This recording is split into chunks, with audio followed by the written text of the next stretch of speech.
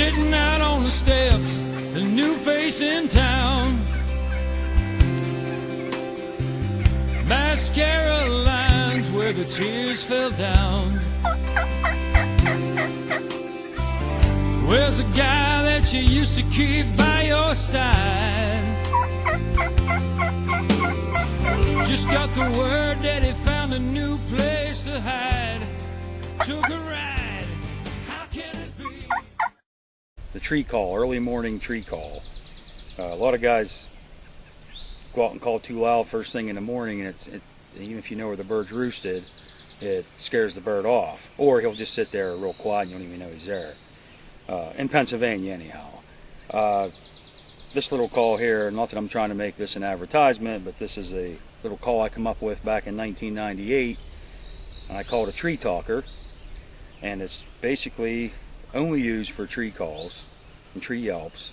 I don't know what it's going to sound like out here. We're out in an opening right now up in the middle of a mountain, but it goes something like this: if you know where the bird is roosted.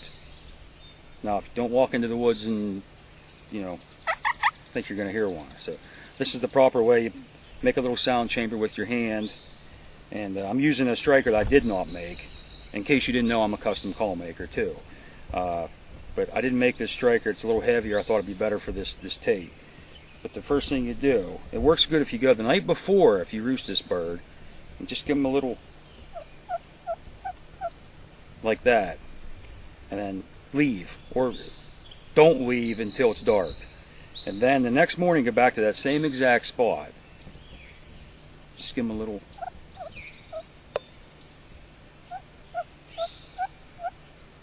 Usually if he gobbles, that's all you need to do. Sit tight, be very patient, and if you don't have hens with him, he might come right in. You can also do some realistic purrs on this. Clucks. It's not too loud.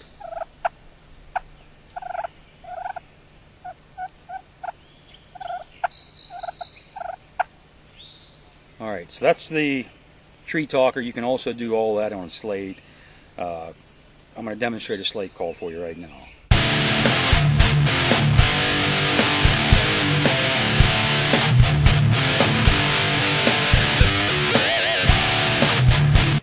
Alright, I told you this is one of the slate calls I make. Any slate call on the market will work. Like I said, you can do the same thing I just showed you with the tree calls on a slate. And to demonstrate it on one of mine, I'm going to muffle the sound with your hand. And it doesn't sound as realistic, but it works.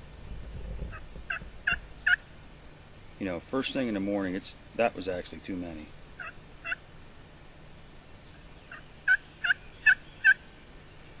You can also do some real soft purrs on these. Let's change strikers here.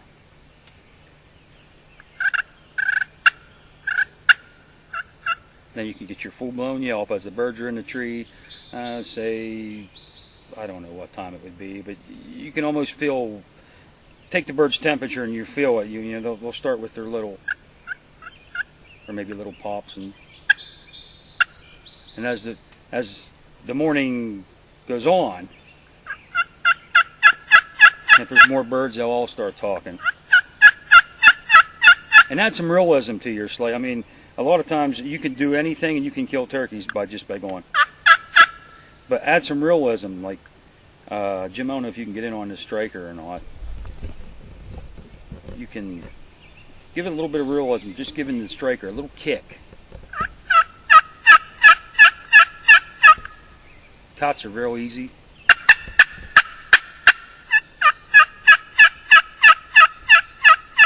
Now that's just a single slate.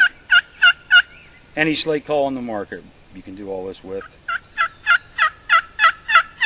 After they're down, they start cutting and carrying on, which they'll do in a tree sometime.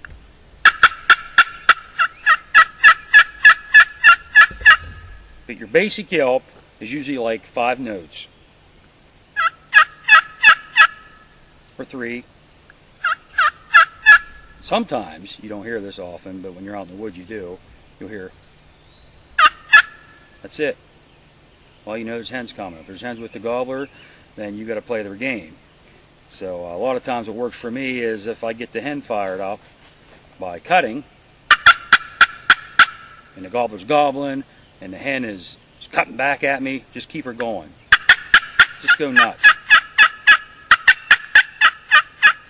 And a lot of times that'll work. Sometimes it won't. Sometimes I'll walk away. I'm not claiming to be a turkey expert, and I don't believe there is such a thing, nor do I believe there's a professional hunter out there. That's just my opinion, and I'm sure some guys aren't going to like that, but that's just how it is.